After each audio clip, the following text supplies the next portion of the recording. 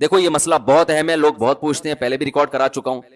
جب پیشاب کرتے ہیں تو ایک دفعہ تسلی کر لیں کہ قطرہ آنا بند ہو گیا کہ نہیں ہو گیا, فوراً اٹھ کے نہ آئے, کیونکہ جب پیشاب کرتا ہے نا انسان تھوڑا سا کچھ نہ کچھ قطرات تری کچھ نہ کچھ آتی رہتی ہے, تو آپ تسلی سے بیٹھے رہیں, صحیح ہے نا. اب یہ نہیں کہ بیٹھے ہی, وہمی آدمی تو قیامت تک بیٹھا رہے گا, تو یہ وہمی ہوگی نہیں, نارمل آدمی کی بات کر رہا ہوں میں.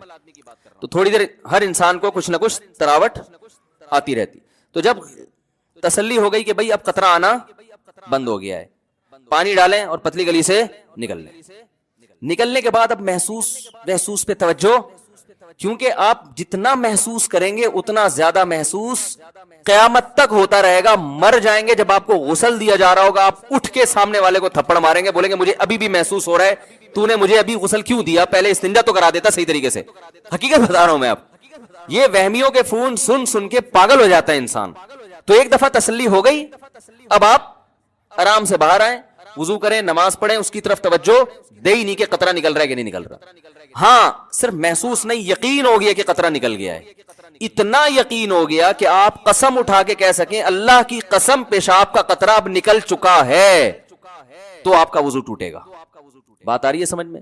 لیکن وہمی کی سمجھ میں ابھی بھی نہیں آ رہی, کیونکہ وہمی کہے گا کہ وہمی لوگ پتہ کیا کہتے ہیں, پتہ نہیں یار میں قسم اٹھا سکتا ہوں کہ نہیں اٹھا سکتا, مجھے جو یقین قطرہ تو نکلا ہے, یہ تو محسوس ہوا ہے. اب اتنا کہ مفتی صاحب نے کہا تھا قسم اٹھا سکتا ہوں, پتہ نہیں قسم اٹھا سکتا ہوں کہ نہیں اٹھا سکتا, یہ وہم ہو رہا ہے مجھے. تو جب وہم ہو رہا ہے اس کی علامت ہے آپ نہیں اٹھا سکتے قسم, آپ کو یقین نہیں ہے. دیکھو ابھی رات ہو رہی ہے, قسم اٹھا سکتے ہیں نا, کوئی بھی وہمی ہوگا قسم اٹھا کے بولے گا بھائی رات ہو رہی ہے. اب وہ بھی اس پہ بھی قسم نہ اٹھا سکے, پھر وہ اس کو تو پھر فوراً کسی نفسیاتی ہاسپٹل میں ایڈمٹ کرائے نا. تو جو آپ کو وہم ہو رہا ہے پتہ نہیں قسم اٹھا سکتا ہوں, تو اس کی علامت ہے کہ آپ کو یقین نہیں ہے, تبھی تو آپ کنفیوز ہیں کہ اٹھا سکتا ہوں کہ نہیں اٹھا. جو 100% جس چیز کا یقین ہوتا ہے فوراً انسان قسم اٹھا لیتا ہے.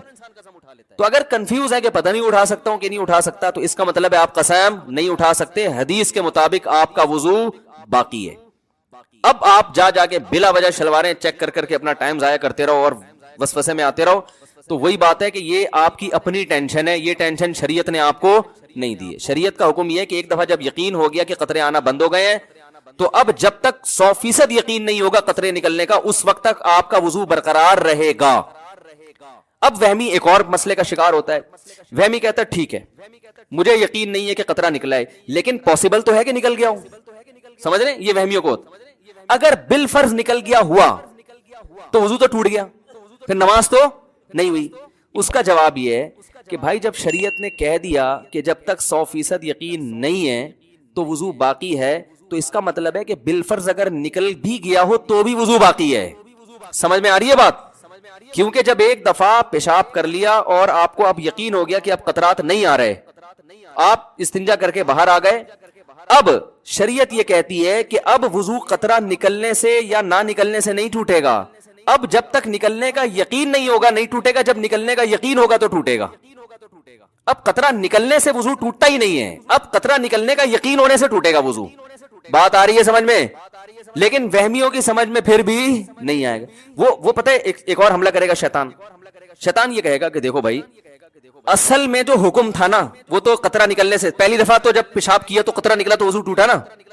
کیا خیال ہے؟ یہ تو شریعت نے ہم کو آسانی میں ڈالنے کے لیے, ایک وہمیوں کو وہم سے اور ٹینشن سے بچانے کے لیے شریعت نے کہہ دیا کہ یقین ہو قطرہ نکلنے کا تو وضو ٹوٹے گا, یقین نہیں ہے تو نہیں ٹوٹے گا. لیکن اوریجنل مسئلہ تو یہی ہے کہ پیشاب نکلنے سے وضو ٹوٹتا ہے, چاہے ایک قطرہ ہو چاہے 10 قطرے ہوں. تبھی تو جب پہلی دفعہ پیشاب کیا تھا میں نے بیٹھ کے تو وضو پورا ٹوٹا تھا میرا. تو اس کا مطلب ہے کہ اصل تو وہی ہے. تو یاد رکھو وہ جو اصل ہے کہ پیشاب نکلنے سے وضو ٹوٹتا ہے وہ بھی شریعت کے بتانے سے ٹوٹتا ہے نا, یہ کسی انگریز نے ریسرچ کر کے بتایا تھا لیبارٹری میں. تو جو شریعت نے آپ کو یہ بتایا کہ پیشاب نکلنے سے وضو ٹوٹتا ہے, اسی شریعت نے یہ بتایا کہ یہ اس وقت ٹوٹتا ہے جب آپ کو نکلنے کا 100% یقین ہو. اگر یقین نہیں ہے تو 100 دفعہ نکلتا رہے نہیں ٹوٹتا. یہ کوئی میڈیکل سائنس کی رپورٹ تھوڑی ہے کہ پیشاب نکلنے سے وضو ٹوٹ جاتا ہے بھائی. اس کے بعد بھی اگر کسی وہمی کی سمجھ میں مسئلہ نہیں آیا تو پھر یہ پولیس کا کیس ہے سیدھا سیدھا, بشرطے کہ جو پولیس آپ کا علاج کرے گی وہ خود وہمی نہ ہو, یہ ضروری. تو یہ پیشاب کا بھی یہی حکم ہے, اسی طرح ہوا خارج ہونے کا بھی یہی ہے. بعض لوگوں کو وہم ہوتا ہے پتہ نہیں ہوا جب 100% یقین ہو گیا کہ ہوا خارج ہو گئی ہے تو وضو ٹوٹے گا, جب تک 100% یقین نہیں ہے وضو نہیں ٹوٹے گا. سمجھ رہے ہیں؟ اسی طرح یاد رکھو کپڑے پہ ناپاکی لگ گئی ہے کہ نہیں لگی ہے، جب 100% یقین ہو گیا کہ لگ گئی ہے تو وضو تو ناپاک ہوگا کپڑا. جب تک 100% یقین نہیں ہے کپڑے کو پاک ہی سمجھا جائے گا. مثلا آپ جا رہے ہیں، بائک والا قریب سے گزرا، چھینٹیں پڑ گئیں. اب لوگ کہہ رہے ہوتے ہیں پتہ نہیں یار یہ پانی کی جو چھینٹیں لگی ہیں یہ کتے نے کہیں پیشاب تو نہیں کیا اس پانی کے اندر؟ تو بھائی آپ نے پیشاب کرتے ہوئے دیکھا ہے کتے کو؟ نہیں دیکھا، تو بس اس کا مطلب یہ پانی کیا ہے؟ پاک. حضرت عمر رضی اللہ تعالیٰ عنہ ایک سفر میں تھے، پانی ختم ہو گیا، لوگوں کو وضو کی ضرورت تھی، ایک تالاب میں پانی نظر آیا، چھوٹا سا تالاب تھا. تو کسی نے جا کے تحقیق کرنا شروع کر دی کہ اس میں کہیں کتے نے پانی منہ تو نہیں ڈالا. حضرت عمر کو غصہ آیا، فرمایا اب ہیمو ما اب ہم اللہ، جس چیز کو اللہ نے چھپا دیا اس کو چھپائے رکھو. ہم نے تو نہیں دیکھا نا، بلا وجہ تھے، ہم تو یہی سمجھیں گے پاک ہے بھائی. اب تحقیق کر کے کتے کو منہ ڈلوا دو اس کے اندر، سب مصیبت میں پڑ جائیں گے. کہاں پانی تلاش کرتے؟ 1 میل دور پانی ہو تو وضو تیمم جائز تھوڑی ہے. 1 میل کون تلاش کرے گا پانی بیٹھ کے؟ تو اس لیے شریعت کا حکم ہے بھائی جو چیز پاک ہے، ہر چیز پاک ہے جب تک ناپاک ہونے کی دلیل نہ ہو. سمجھ رہے ہیں؟ اسلامی ملکوں میں گوشت حلال ہے جب تک حرام ہونے کی دلیل نہ ہو. آپ قصائی سے گوشت لے کر آتے ہیں، حلال ہے بھائی. کوئی کہ یار ہو سکتا ہے قصائی نے اللہ کا نام نہ لیا ہو، تو بھائی جب تک 100% یقین نہیں ہوگا کہ اللہ کا نام نہیں لیا ہم اس کو حلال ہی سمجھیں، کیونکہ اسلامی کنٹری ہے اللہ کا نام لیا جاتا ہے. ہاں غیر مسلم کنٹری میں حرام سمجھا جائے گا جب تک 100% یقین نہ ہو کہ اللہ کا نام لیا گیا. تو شریعت کا اصول ہے بقاء ما کان علی ما کان، جو چیز جیسی تھی ویسی ہی سمجھی جائے گی. اس کے خلاف اس وقت ہوگا جب اس کی مخالفت کی مضبوط دلیل ہو، وہم سے نہیں ہے. کئی لوگ طلاق کا مسئلہ پوچھتے ہیں، میں نے 2 طلاقیں دی ہیں یا 3 میں بھول گیا، تو ہم کہتے ہیں 2 ہو گئی ہیں، تیسری نہیں ہوئی ہے، کیونکہ طلاق میں اصل ہے کہ نہیں ہو. جب تک ہونے کا یقین نہیں ہوگا طلاق واقع نہیں ہوگی. بعض لوگ کہتے ہیں پتہ نہیں مجھے وہم ہے میں نے بیوی کو طلاق دی ہے کہ نہیں دی ہے. ہم کہتے ہیں بھائی اصل یہ ہے کہ نہیں دی. جب 100% یقین ہو، قسم اٹھا کے بولو کہ میں نے دی ہے تو ہوگی، ورنہ نہیں ہوگی. تو خام خواہ ملنا لوگ وہم میں پڑے ہوئے ہیں کہ یار وہ پتہ نہیں ہو گئی کہ نہیں دی ہے کہ نہیں دی ہے میں نے. او بھائی دی ہوتی تو ساری دنیا کو پتہ چلتا ہے، ایسے تھوڑی ہو جاتا. بیگم نہیں چھوڑتی تمہیں، تو ایسے تھوڑی ہوتا ہے وہم. تو یہ ایک علاج ہے وہم کا، اور شریعت نے بھی بتایا ہے کہ جو چیز جیسی ہے ویسی ہی سمجھی جائے گی. اس کے اچھا اسی طرح یاد رکھو انسانوں میں اصل یہ کہ سارے انسان اچھے ہیں. سمجھ میں آ رہی ہے بات؟ جب تک برے ہونے کی کوئی اتنی مضبوط دلیل نہ ہو کہ آپ قسم اٹھا کے بول سکو کہ اس آدمی میں یہ برائی ہے، اس وقت تک اس کو برا سمجھنا بھی جائز نہیں. حتیٰ کہ آپ نے اس کی برائی دیکھ لی اور اس میں اس بات کا کوئی لاجک بنتی ہے اس کی کہ ممکن ہے یہ ہو، ممکن ہے یہ. جیسے آپ نے کسی کو کسی خاتون کے ساتھ کھڑا ہوا دیکھ لیا کہ ہوٹل میں چپکے سے دیکھا ہے کسی لڑکی کے ساتھ بیٹھا ہوا ہے، این ممکن ہے شادی کی بھی ہو اس نے. کیا خیال ہے؟ آپ کہیں گے بھائی شادی ہے تو ان کی عمر 48 سال ہے، میری 48 نہیں ہے، پہلے بتا دوں میں کہ آپ سمجھ میں اپنی مثالیں دے رہا ہوں. اب مسئلہ یہ ہوا آپ نے کسی کو کسی لڑکی کے ساتھ دیکھ لیا، این ممکن ہے بھائی بیوی ہو نا، یہ امکان تو ہے نا. آپ کہہ سکتے ہیں اس کی بیوی کو تو میں جانتا ہوں، ہو سکتا ہے چھپ کے ایک اور شادی کی بھی ہو. تو جب تک اچھے معامل پر اس کو پھیرنا ممکن ہے شریعت آپ کو بدگمانی کی اجازت نہیں دیتی. اور ہمارے ہاں سگی بیوی کے ساتھ بیٹھا ہوا ہوتا ہے، 2 بچے بھی ہوتے ہیں، بدگمان عورتیں یار کسی سے بھی پکڑ لیے ہوں گے لوگوں کو بیوقوف بنانے کے لیے. کیا خیال ہے؟ ورنہ یہ بیگم کے ساتھ قائد اعظم کے مزار پہ کیا کر رہا ہے؟ صرف قائد اعظم کا مزار ہونا اس کی علامت ہے کہ یہ ڈیٹ مارنے آیا ہے. بھائی شریف لوگ بیوی کے ساتھ قائد اعظم کے مزار بھی جا سکتے ہیں اور کہیں بھی جا سکتے ہیں. تو اس لیے شریعت کا حکم یہ ہے کہ جب تک اچھا گمان کسی بھی درجے میں رکھنا پاسبل ہو آپ کو برا گمان رکھنے کی اجازت نہیں ہے. جب اللہ کا حکم ہے تو فالو کرو نا بھائی اس کو. اور اس سے کتنا ہنسی خوشی زندگی گزرے گی. سب اچھے ہیں، دیکھو اس سے ذہن کو سکون ملتا ہے کہ سب اچھے ہیں. اس سے ملتا ہے سارے برے ہیں، سارے چور ہیں. محلے میں ایک چور آ جائے نا ٹینشن دینے کے لیے کافی ہے. جب آپ نے یہ گمان رکھ لی یہ بھی چور ہے، یہ بھی فراڈی، یہ بھی 2 نمبر، یہ بھی ایسا، یہ بھی فلانا، یہ بھی، تو آپ تو سارا دن ٹینشن میں ہی رہو گے. تو کتنا اچھا ہے، یہ بھی بہت اچھا، یہ بھی بہت اچھا، یہ بھی بہت اچھا، یہ تو ہے ہی بہت اچھا جو بیٹھا ہوا ہے نا. تو سارے اچھے ہیں تو خوش رہتا ہے انسان. ہاں معاملات کرتے ہوئے چھان پھٹک کے، پیسے دیتے ہوئے آدمی اس کا لیبارٹری ٹیسٹ کروا لے کہ یار پیسے لے کے بھاگنا، اس میں معاملات میں شریعت نے حکم دیا کہ بہت چھان پھٹک کے معاملات کرو. تو اس لیے اچھا گمان رکھنا چاہیے. اور اچھا گمان میں یہ بھی ہے کہ وضو نہیں ٹوٹا، یہ بدگمانی ہے کہ ابھی وضو کیا نہیں اور ٹوٹ گیا 2 منٹ میں. تو اچھا گمان اپنے بارے میں بھی کہ بھائی میں بڑا خاندانی وضو کرتا ہوں، اتنے آرام سے نہیں ٹوٹتا. بی بی تمیزہ کا وضو ہے، جس کو قاری صاحب نا بی بی تمیزہ کو وضو کرا کے گئے, اس کو وضو کرنا نہیں آتا تھا, نماز نہیں پڑھتی تھی. قاری صاحب نے پوچھا کیوں نہیں پڑھتی, کہنے وضو نہیں آتا. انہوں نے کہا چلو وضو میں کراتا ہوں, وضو کرایا, نماز پڑھائی. اس کے بعد وہ سفر پہ چلے گئے, 10 سال کے بعد آئے, بی بی تمیزہ سے کہا نماز پڑھ رہی, کہہ رہے 10 سال سے پابندی سے پڑھ رہی ہوں ماشاء اللہ. انہوں نے کہا وضو, کہہ رہے وہ تو آپ نے کرا دیا تھا. تو جیسے بی بی تمیزہ کا خاندانی وضو ہے, 5 بچے پیدا ہونے سے بھی وضو نہیں ٹوٹا. تو آپ اپنے بارے میں فہمیوں کو کہہ رہا ہوں, فرض کر لو کہ جب میں وضو کروں گا کسی کا باپ بھی اس وضو کو نہیں توڑ سکتا. میں یہ علاج بتا رہا ہوں, اللہ کی قسم یہ چیزیں سوچنے سے فائدہ ہوتا ہے. ان چیزوں کا علاج نفسیاتی ڈاکٹروں کے پاس نہیں ہوتا, ٹھیک ہے نا, کیونکہ بعض نفسیاتی ڈاکٹروں کا وہم ہو جاتا ہے کہ ہمارا وضو نہیں ہے. گزارش ہے کہ تشہد میں انگلی کی کن الفاظ پہ اٹھانی چاہیے, 1 مرتبہ اٹھانی چاہیے یا 1 سے زائد مرتبہ, اور یہ انگلی اٹھانا سنت ہے یا واجب یا مستحب؟ یہ مستحب عمل ہے.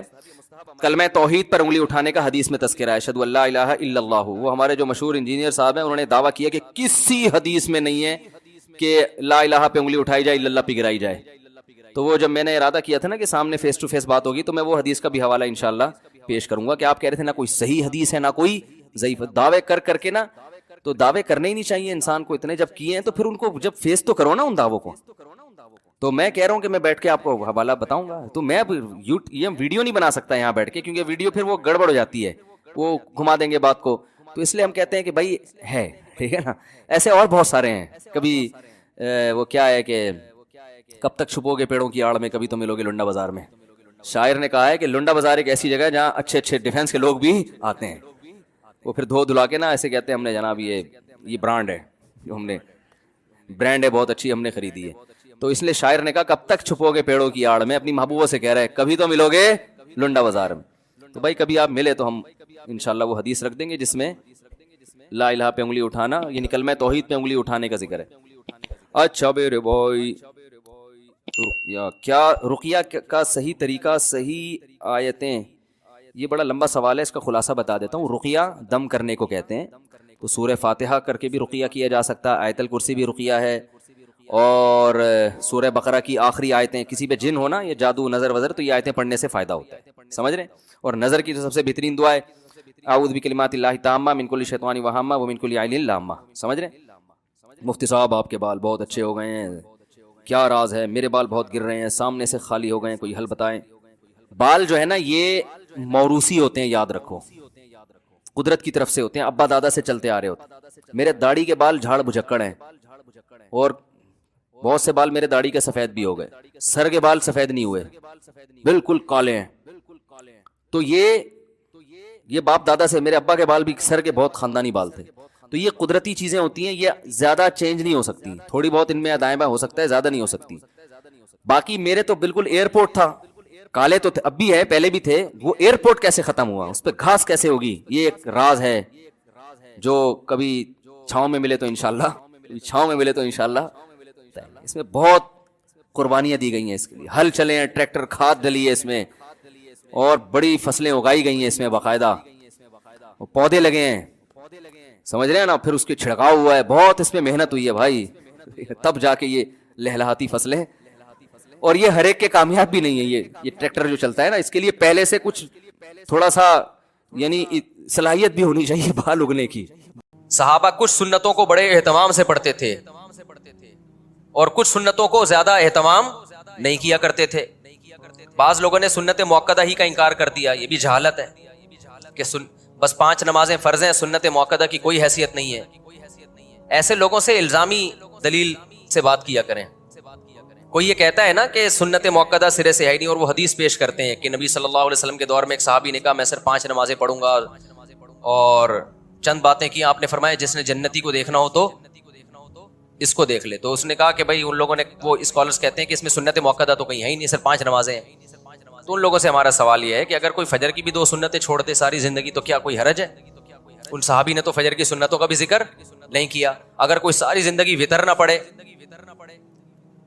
تو بھی کوئی حرج نہیں ہے, جبکہ وتر نہ پڑھنے کو تمام محدثین فقہا وتر چھوڑنے والے کو کچھ تو حرام ناجائز کہتے ہیں, کچھ کہتے ہیں شدید ملامت کا مستحق ہے. امام احمد ابن حنبل جو امام بخاری کے استاذ ہیں, انہوں نے تو یہاں تک کہہ دیا جو وتر کی نماز نہیں پڑھتا اس کی گواہی مقبول نہیں ہے, وہ گواہی دینے کا حل نہیں ہے. کیوں؟ انہوں نے دیکھا حدیثیں ہیں من لم یوتر لیس منا, جو وتر نہیں پڑھتا ہم میں سے نہیں ہے. ان اللہ زادکم صلاۃ الا وہی الوتر, اللہ نے ایک اور نماز کا اضافہ کر دیا ہے, وہ کیا ہے؟ وہ وتر ہے. البانی نے اس حدیث کو صحیح کہا. میں ناصر البانی کا حوالہ اس لیے پیش کر رہا ہوں کہ یہ لوگ ہمارے خلاف جب وطر کے بارے میں دلیل دیتے ہیں نا، یا ہمارے خلاف جو بھی دلیل ہیں، تو البانی رحمہ اللہ کا حوالہ دیتے ہیں کہ انہوں نے حدیث کو صحیح کہا ہے غلط کہا. اس لیے میں ان کا حوالہ دے رہا ہوں. سمجھتا ہے کہ نہیں سمجھتا؟ اتنی ساری حدیثوں کو کہاں لے کے جاؤ گے؟ اور فجر کی 2 سنتوں کی کس قدر تاکید ہے. اور چلو اگر سنت مؤکدہ کا اسلام میں کانسیپٹ ہی نہیں ہے، کوئی کانسیپٹ نہیں ہے، فرض ہے یا عام سنت ہے، تو میرا ایک سوال ہے، فجر کی 2 رکعتوں میں ہم چھوٹی قرات کرتے ہیں یا لمبی قرات کرتے ہیں؟ بولو نا. لمبی قرات ہے نا. مغرب کی نسبت فجر کی نماز چھوٹی ہوتی ہے یا لمبی ہوتی ہے قرات میں؟ آپ مجھے بتاؤ، آپ کا امام اگر فجر کی پہلی رکعت میں انا اعطیناک الکوثر پڑھے اور دوسری میں قل واللہ احد پڑھے اور یہی معمول بنا لے، آپ برداشت کر لو گے امام کو کہ بھائی تو مغرب ایسے پڑھا رہا ہے جیسے فجر ایسے پڑھا رہا ہے جیسے مغرب؟ آپ اسے جواب میں یہ کہہ سکتے ہو کہ یہ فرض ہے، فجر کی 2 رکعت جو پڑھی جائیں گی ان میں لمبی قرات کیا ہے؟ فرض ہے. آپ یہ کہہ سکتے ہو امام کو؟ فرض تو نہیں ہے. اگر فرض ہوتی تو پھر انا اعطینا سے نماز ہوتی نہیں. آپ جواب میں یہ کہو گے بھائی یہ سنت ہے، فجر کی 2 رکعتوں کو طول دینا کیا عمل ہے؟ سنت عمل ہے. انا اعطینا آپ مغرب میں پڑھ لیں. چلو کبھی کبھار فجر میں ہو جائے، سفر میں آپ تھے یا کہیں تھکاوٹ تھی تو ایک الگ بات ہے. نارملی فجر میں لمبی قرات کرنا سنت ہے. جواب میں وہ یہ کہے کہ سنت ہے نا، کوئی فرض واجب تو نہیں ہے. جواب میں وہ یہ کہے کہ سنت ہے نا، کوئی لازم تو نہیں ہے نا. آپ نے کہا ہاں جی ہم نے تو بعض اسکالرز کو سنا ہے کہ یا تو فرض ہوتا ہے یا سنت مؤکدہ تو کچھ ہوتا ہی نہیں ہے. آپ کو ہاں سنت ہے تو کیا جب ضروری نہیں ہے؟ ان صحابی نے تو کہا تھا 5 نمازیں فرض ہیں. 5 نمازیں کیا ہیں؟ فرض ہیں. تو میں یہ 5 نماز پڑھ لی نا میں نے فجر کی، ہو گئی نا. انا اعطینا سے بھی تو ہو گئی نا. آپ جواب میں کہو گے بھائی عام سنتوں کی طرح نہیں ہے فجر کی 2 رکعتوں کو طول دینا، یہ سنت مؤکدہ ہے. نبی نے ہمیشہ فجر کی 2 رکعتیں لمبی پڑھی ہیں. تو بتا دیا کہ فجر پڑھنے کا اوریجنل طریقہ یہی ہے. تو جیسے فجر کی 2 رکعتوں کو طول دینا، لمبا کھینچنا عام سنت نہیں ہے بلکہ سنت مؤکدہ. جو امام یہ کام نہیں کرے گا قابل ملامت ہوگا، اس کو امامت سے نکالا بھی جا سکتا ہے. یار تو روزانہ انا اعطینا سے فجر پڑھا رہا ہے، یہ کیا کر رہا ہے بھائی؟ انا اعطینا پڑھتا ہے، دوسری میں قل اللہ پڑھتا ہے، یہ فجر ہے یا مغرب ہے؟ یہ سمجھ میں نہیں آ رہا کیا کر رہا ہے. وہ کہے کہ فرض واجب تو نہیں ہے نا، اسے کہا جائے گا سنت مؤکدہ ہے. اور جو سنت مؤکدہ کو چھوڑ دیتا ہے وہ قابل ملامت ہوتا ہے اور واجب الاخراج ہوتا ہے. آپ پتلی گلی سے نکلو، ہم کوئی تمیز کا امام لائیں گے جو فجر تمیز سے پڑھائے.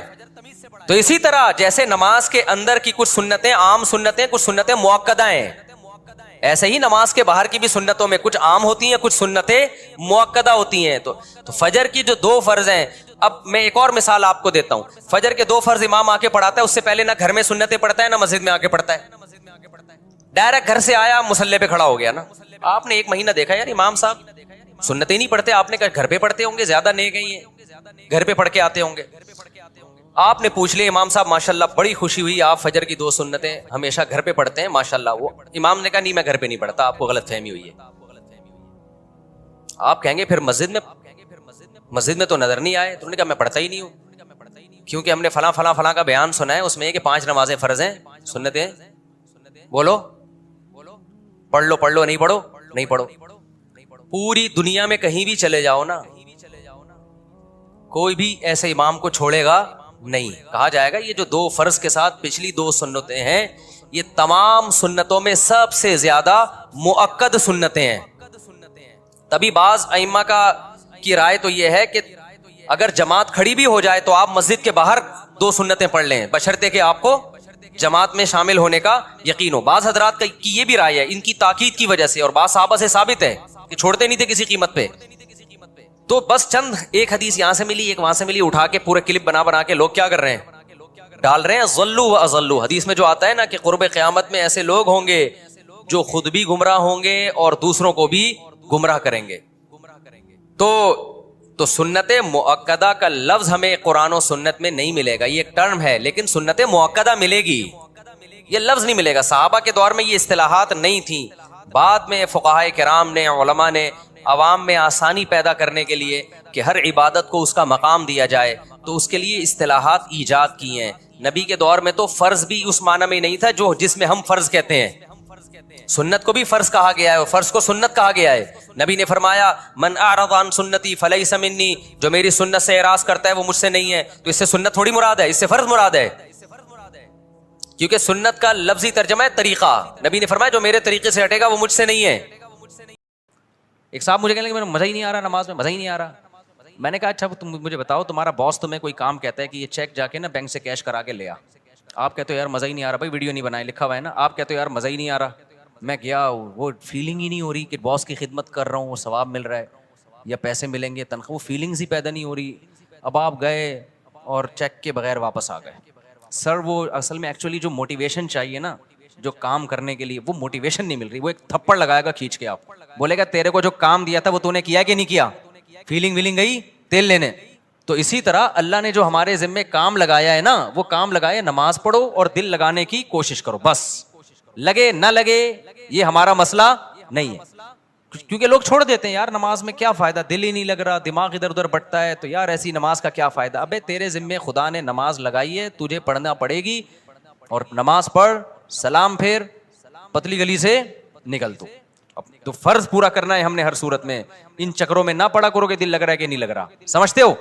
تو اللہ نے فرمایا جو خشوع پیدا کرتے ہیں وہ لوگ جو ہم عن اللغو معرضون، دوسری صفت ایمان والوں کی لغویات سے بچتے ہیں، فضول کاموں سے بولو بچتے ہیں۔ فضول کام اسے کہتے ہیں جس کا نہ دنیا میں کوئی فائدہ ہو اور نہ آخرت میں کوئی فائدہ۔ پب جی کھیل رہے ہیں آپ، نہ دنیا میں فائدہ نہ آخرت میں فائدہ۔ فٹ بال کھیل رہے ہیں، فائدہ ہے، آپ کی صحت کیا ہوگی، اچھی ہوگی۔ اسٹیمنا فٹ بال سے ایسا بنتا ہے کہ آدمی خود فٹ بال بن جاتا ہے تھوڑے دنوں میں، ادھر جا رہا ہے ادھر جا رہا ہے ادھر جا رہا ہے، ایسے ہو جاتا ہے، بشرطے کہ کپڑے پورے پہنے ہوئے ہوں، 2-3 اسٹیکر نہ چپکائے ہوئے ہوں باڈی پہ، ٹھیک ہے نا، پراپر ڈریس میں۔ فٹ بال ایک ایسی چیز ہے آخرت کا ہو، اگر نیت اچھی ہوگی تو آخرت کا بھی فائدہ ہوگا کہ میں صحت بنا رہا ہوں تاکہ میں اللہ کی عبادت کر سکوں، لوگوں کے کام آ سکوں، تو آخرت کو بھی فائدہ۔ نیت نہیں ہے تو کم از کم دنیا کو تو فائدہ ہوگا نا، آپ کی دنیا سنورے گی۔ اب یہ جو رمضان میں راتوں کو لڑکے کرکٹ کھیل رہے ہیں، میرا ایک بیان بڑا چل رہا ہے، اس سے لڑکوں کو بڑی موٹیویشن ملی ہے کہ اور کھیلو رات میں۔ وہ بیان میں نے اس پہ نہیں کیا کہ اب اس پہ کلپ بنانا لازمی کہ پوری بات بتانا، وہ بیان میں نے اس پہ نہیں کیا ہے کہ کھیلو، بلکہ میں نے ایک تھوڑی سی تعریف کی ہے، چلو یار پب جی سے کیا ہے، اچھا ہے، چلو دن سو کے گزار لیتے ہیں، روزہ تو رکھ لیتے ہیں نا، تو some thing is better than nothing. لیکن اصل جو کام ہے نا میرے بھائی رمضان میں، وہ کام ہے کوشش کریں رات کو تھوڑا سا وقت نکال کے تہجد پڑھ لیں اور اللہ سے دعائیں مانگ لیں۔ کرکٹ پورے سال کھیلا جا سکتا ہے، یہ جو چانس اللہ نے جو پیکج رمضان میں چل رہا ہے نا، تہجد، تراویح اور دعاؤں کا، یہ والا پیکج بعد میں نہیں ملے گا۔ تہجد تو پڑھ سکتے ہیں بعد میں بھی، وہ فضیلت نہیں ہوگی جو رمضان میں ہوتی ہے، دعائیں بعد میں بھی قبول ہوتی ہیں، وہ اس طرح نہیں جیسی رمضان میں قبول ہوتی ہیں۔ تو اس لیے جو نوجوان لڑکے ساری رات کرکٹ کھیل رہے ہیں، بھائی کھیل لیں لیکن تھوڑا سا ٹائم اللہ کے لیے بھی بولو نکال لیں۔ دوسری بات یہ کہ کوئی بھی کھیل اس طرح سے کھیلنا کہ اہل محلہ کو تکلیف ہو، تکلیف دینا تو کسی صورت میں جائز نہیں۔ بعض اہل محلہ کی طرف سے شکایتیں آئی ہیں، کراچی میں دور دور سے لوگوں کے میسج آئے کہ آپ نے کرکٹ کھیلنے کے اور فضائل رمضان میں بیان کر دیے، ہمارا ناک میں دم کر کے رکھا ہوئے لڑکوں نے، ہمیں سونے نہیں دیتے، ہم جب سوتے ہیں تو وہ چیخو پکار کی آواز، ہماری نیند غائب۔ تو میں نے کہا یہ تو پولیس کنٹرول کرے گی، بھائی تھانے میں رپورٹ کرو، اس کا میرے بیان سے کوئی تعلق، میں نے تو ایک جرنلی ایک نارملی بات بیان کی ہے، یہ تو مینجمنٹ کا کام ہوتا ہے نا۔ دیکھو امریکہ میں، لندن میں، پورے یورپ میں آپ نے تیز آواز سے گانے لگا دیے نا تو پڑوسی نہیں آپ کو آپ کہے گا کہ بند کرو، پڑوسی پولیس کو فون کرے گا، پولیس آئے گی بولے گی بھائی اس کو کیا کر لے، آہستہ کر آواز، اپنے گھر کے اندر سن، محلوں کو کیوں سنا رہا ہے۔ تو ہمارے یہاں مینجمنٹ ہی نہیں ہے، جب مینجمنٹ ہی نہیں ہے تو پھر جو کرے تو پھر مجھے کہہ رہے ہیں کہ میں بند کراؤں، تو وہ اس لیے اصل کام یہی ہے کہ والذین هم عن اللغو معرضون، ایمان والوں کی علامت یہ ہے کہ وہ ایسے کاموں سے جس کا نہ دین کا کوئی فائدہ نہ دنیا کا کوئی فائدہ، اس سے ایوائڈ کرتے ہیں، اس سے اجتناب کرتے ہیں۔ تو آج سے دیکھیں سارا دن آپ کون کون سے ایسے کام کر رہے ہیں جو فالتو کے کام ہیں، جن کا کوئی فائدہ بولو نہیں، ان کاموں کو اپنی فہرست سے نکالیں۔ سمجھتے ہو کہ نہیں سمجھتے؟ والذین هم للزکاۃ فاعلون، زکوٰۃ دیتے ہیں، والذین هم لفروجہم حافظون، اپنی شرم گاہوں کی حفاظت کرتے ہیں، الا علی ازواجہم، سوائے اپنی بیویوں کے۔ یہ بار بار میں مضمون بیان کرتا ہوں، اہل جنت کی علامت کیا ہے کہ بیوی کے علاوہ اس کے پاس کوئی راستہ نہیں ہے, نہ ہینڈ پریکٹس کا راستہ ہے. اللہ ڈاکٹر ذاکر نائک کو دنیا اور آخرت کی بھلائیاں دے, ہمارے لیے قابل احترام ہے, لیکن انہوں نے جو ہینڈ پریکٹس والا مسئلہ بیان کیا وہ بالکل غلط ہے. اس لیے ہم کہتے ہیں مسائل مفتیان کرام کا کام ہے. انہوں نے کہہ دیا کہ مجبوری میں جائز ہے, کہیں بھی جائز ہونے کی ہمارے پاس کوئی شرعی دلیل موجود نہیں ہے. قرآن نے صاف طور پہ منع کیا ہے. ڈاکٹر لوگ عام طور پر اس کو پروموٹ کر رہے ہوتے ہیں. ڈاکٹر ذاکر نائک بھی چونکہ میڈیکل سائنس کے ڈاکٹر ہیں نا, تو ڈاکٹر لوگ کہتے ہیں یار اسٹریس ختم کرنے کے لیے. بھائی دنیا میں صرف اسٹریس ہی کوئی مسئلہ نہیں ہے. اسٹریس آپ شریعت کی حدود میں رہ کے تو ختم کر سکتے ہیں. شریعت کی حدود ٹوٹ رہی ہیں تو پھر اسٹریس نعمت ہے اللہ کے لیے. دیکھو روزے میں بھی اسٹریس ہوتی ہے نا, دل تڑپتا ہے, منہ میں بدبو بھی پیدا ہو جاتی ہے بہت زیادہ خالی پیٹ رہنے سے, لیکن نبی نے کیا فرمایا, وَلَا خَلُوفُ فَمِ الصَّائِمِ أَحَبُّ إِلَى اللَّهِ مِنَ الْمِسْكِ. اللہ کو بدبو سے کتنی نفرت ہے, لیکن روزے دار کی منہ کی بدبو اللہ کو مشک و عنبر سے زیادہ محبوب ہے. اللہ کو میلا کچیلا رہنا پسند ہے یا صاف ستھرا؟ بتاؤ. میڈیکل سائنس بھی کہتی ہے بھائی نیٹ کلین ہونا چاہیے بندہ. اللہ میاں بھی یہ کہتے ہیں, تبھی مسواک کا حکم دیا, نہانے کا حکم دیا, خوشبو کا حکم دیا, صاف کپڑے پہنے, پاک کپڑوں. لیکن جب ہم حج کرنے جاتے ہیں تو اللہ کو میلا کچیلا حاجی زیادہ پسند ہے. اب ڈاکٹر تو وہاں بھی کہے گا یار یہ میل کچیلا ایکچولی جرمس ایکچولی. بھائی اللہ کے لیے اب میلا کچیلا کیا ہے؟ پراگندہ بال, لمبا سفر, لمبا احرام. تبھی تو حج قران سب سے افضل ہے. ایک ہی احرام میں حج بھی کرو اور اسی احرام میں عمرہ بھی کرو, تاکہ احرام لمبا ہو جائے. کیونکہ جتنا احرام لمبا ہوگا خوشبو نہیں لگا سکتے آپ, بال نہیں کاٹ سکتے, کنگھا نہیں کر سکتے. تو دیکھو لو جو لمبے حج کرتے ہیں نا, احرام یہیں سے باندھ کے جاتے ہیں, تھوڑے دنوں میں ایسا لگ رہا ہوتا ہے مریخ سے آئے ہوئے ہیں یہ, کہیں پتہ نہیں کہاں سے آئے بندہ. تو اللہ کو یہی پسند ہے, حاجی ایسے ہی پسند ہے. نہانے کی اجازت ہے حج میں, صابن نہیں لگاؤ, خوشبو نہیں لگا سکتے. تو بس اللہ کا ایک نظام ہے, نارمل روٹین سے اللہ نے حاجی کو کیا کر دیا, ہٹا دیا اللہ تعالیٰ نے. اسلام میں بال رکھنے کا حکم ہے, کیونکہ حدیث میں آتا ہے اللہ جمیل ہے, جمال کو پسند کرتا ہے. تو بالوں میں کیا ہے, جمال. یہی وجہ ہمارے نبی بال رکھتے تھے, بڑے بال تھے آپ صلی اللہ علیہ وسلم کے. لیکن حج میں کیا ہے, بولو, بال کٹا دو. اچھا مجھے لوگ کہہ رہے ہیں آپ کے کیوں ہیں, اب تو عمرہ کیا آپ نے. ایک صاحب کہنے لگے اس پہ تو 6 عمرے اور ہو سکتے ہیں, اتنے بڑے بال ہیں. تو بھائی میں نے کہا قصر بھی تو ہے نا, ہم نے ٹرین کئی دفعہ کرا لی, اب کیا ہے, قصر بھی سنت ہے, وہ بھی ٹھیک ہے. تو بہرحال بڑے بالوں میں زینت ہے, لیکن حج میں کیا ہوتا ہے, دہشت گردی کا جڑ سے خاتمہ. تو بس وہ اللہ کا حکم ہے کہ یار میرے حکم کو فالو کرتے ہو کہ نہیں کرتے. تو اسی طرح آپ کو جتنی مرضی ٹینشن ہو, اس ٹینشن کو ختم کرنے کے لیے ہینڈ پریکٹس کی آپ کو اجازت بولو نہیں ہے. اس کا ختم کرنے کا ایک ہی طریقہ ہے, نکاح کر لو جا کے. مجبور ہو کے کرو گے, کسی کا بھلا تو ہو جائے گا نا, کسی کی بچی کا, کسی عورت کو ٹھکانا تو مل جائے گا نا. تو اس لیے ڈاکٹر ذاکر نائک بہت قابل احترام, اللہ بہت دین کا کام لے رہا ہے, مگر یہ مسئلہ بالکل صحیح نہیں بیان کیا. ایک تو 3 طلاق کا مسئلہ بھی انہوں نے غلط بیان کیا, وہ بعد میں اب ان کی رائے ویسی رہی بھی نہیں ہے, اس میں لچک پیدا ہو گئی ہے. تو لوگوں نے بہت دفعہ ایسا کیا, 3 طلاقیں دے کے جی ڈاکٹر ذاکر نائک کا کلپ آیا تو بیویوں کو رکھ لیا. میں نے بار بار بتایا یہ حرام ہے. 3 طلاق قرآن نے بیان کیا, حدیث نے بیان کیا, صحابہ کا اجماع ہے, 3 ہوتی ہیں, بیوی حلال نہیں ہوگی. خدا کے غضب کو مت دعوت دو. ڈاکٹر ذاکر نائک قابل احترام ہے, لیکن ابو حنیفہ سے زیادہ علم نہیں ہے ان کے پاس, امام شافعی سے زیادہ علم نہیں ہے, امام مالک سے زیادہ علم نہیں ہے, احمد بن حنبل سے زیادہ علم نہیں ہے. ڈاکٹر ذاکر نائک بخاری کے حوالے دے رہے ہیں, اور احمد بن حنبل بخاری کے استاذ ہیں. سمجھ میں آ رہی ہے بات کہ نہیں آ رہی؟ امام بخاری کے استاذ ہیں احمد بن حنبل, امام شافعی احمد بن حنبل کے استاذ ہیں, امام محمد امام شافعی کے استاذ ہیں, امام ابو حنیفہ امام محمد کے استاذ ہیں, اور امام مالک بقیہ 3 اماموں کے استاذ ہیں. اور یہ تابعین تبع تابعین کے دور کے لوگ ہیں. پوری امت نے ان پہ اعتماد کیا ہے, اور اس وقت اعتماد کیا ہے جب یہ 2 نمبریاں نہیں تھیں, اس طرح کے منجن نہیں بک رہے تھے مارکیٹ میں. نیک لوگ تھے, پرہیزگار لوگ تھے, وہ خود صاحب علم تھے. اس وقت جن لوگوں پر اعتماد کیا گیا نا, تو مسائل میں وہ لوگ زیادہ قابل اعتماد ہیں. آج کے اسکالرز کی ہر بات نہیں لی جائے گی. سمجھتے ہو کہ نہیں سمجھتے ہو؟ تو اچھا میرے بھائی ہم چلتے ہیں آگے. اچھا ڈاکٹر ذاکر نائک بیچارے انہیں وہ مسائل بتانا بھی چھوڑ دیں, لیکن پبلک نے ان کو چھوڑا نہیں. جب بھی کوئی جاتا ہے حضرت آپ مسائل نہ بتایا کریں, وہ کہتے ہیں بھائی میں نہیں بتاتا یار. وہ ایک دفعہ شکایت کر رہے تھے کہ جو آتا ہے نا ایک ہی بات لے کے آتا ہے. تو اس لیے کہیں میرا پیغام جا رہا ہے نا لوگوں تک, کوئی ڈاکٹر صاحب سے ملنے کے لیے جائے نا تو کائنڈلی یہ والی بات ان سے نہ کرے. جائے تمیز سے ملاقات کرے, سلام دعا کرے, اور ان کے ادارے کے لیے کوئی تعاون کرنا ہے تو تعاون کرے, اور پتلی گلی سے آ جائے. جو جا رہا ہے کہ حضرت آپ نے وہ مسئلہ بیان کیا تو وہ مسئلہ بیان کیا, وہ کہہ رہے بھائی مجھے چھوڑ دو یار میرے حال پہ, چلو آگے میرے بھائی. جو کام وہ کر رہے ہیں اس میں ان کے ساتھ تعاون بھرپور طریقے سے کرنا چاہیے. جس غیر مسلموں کو دعوت دینا, کتنے لوگوں کو مسلمان کر لیا, اور کتنا قطر کی گورنمنٹ نے بھی بلایا نا. لوگ پہلے کہتے تھے کہ اسلام تلوار سے پھیلا ہے, اب لوگ کہیں گے اسلام فٹ بال سے پھیلا ہے. پہلے مشہور تھا کہ اسلام کس سے پھیلا ہے, تلوار سے. علماء نے بتایا نہیں جی اخلاق سے پھیلا ہے. اب نہ اخلاق سے پھیلا ہے نہ تلوار سے پھیلا ہے. اسلام کس سے پھیلا ہے؟ فٹ بال سے. قطر میں فٹ بال کا ٹورنامنٹ ہوا نا, پتہ نہیں کتنے لوگ مسلمان ہو گئے ڈاکٹر ذاکر نائک کے ہاتھ پہ. تو اس چیز میں ان کے ساتھ بھرپور تعاون کرنا چاہیے, اور ہر وقت جا کے طنز کرنا, طعنے کرنا, یہ چیز بالکل بھی مناسب نہیں. چلو میرے بھائی ہم آگے چلتے ہیں. تو اللہ میاں نے یہاں پر بتایا کہ اپنی شرمگاہوں کی حفاظت کرتے ہیں, یعنی اپنی خواہش پوری نہیں کرتے سوائے اپنی بیویاں اور باندیوں سے. باندیوں کا سیٹ اپ آج کل کیا ہو گیا ہے؟ ختم. بین الاقوامی معاہدہ ہے, اب کوئی کسی کو باندی نہیں بنا سکتا. کوئی عورت آ کے باندی بننا بھی چاہے نا کہ میں آج سے آپ کی غلام ہوں, لونڈی ہوں, نہیں ہو سکتا. یہ سمجھتے ہو اسلام نے آزاد عورت کو یہ رائٹ ہی نہیں دیا کہ وہ کسی کی باندی بن جائے. وہ صرف جنگوں میں قید ہوا کرتی تھی اور پوری دنیا میں یہ تھا کہ یہ معاہدہ تھا. اب وہ پوری دنیا میں معاہدہ ہو گیا ہے کہ اب جنگوں میں جو قید ہوگی وہ باندی نہیں بنے گی. تو اسلام نے معاہدے کی پابندی کا حکم دیا ہے, سمجھتے ہو, کیونکہ اسلام میں کوئی لازمی حکم نہیں تھا باندی بناؤ.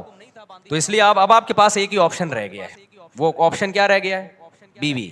تو 4 شادیوں کی اتفاق سے اللہ نے اجازت دی ہوئی ہے. وہ مجھے نہیں برا بلا کہا کروں, وہ اللہ نے دی ہوئی ہے عدل کی شرط کے ساتھ, حقوق کی برابری کے ساتھ. تو وہ آپ اگر کرنا چاہیں تو میری طرف سے مجھے کوئی شکایت آپ سے بالکل بھی نہیں ہوگی. مجھے, میں کون ہوتا ہوں, اللہ کو نہیں ہوگی. جب اللہ کو نہیں ہوگی تو سوسائٹی گئی تیل لیں, سوسائٹی کی ایسی کی تیسی.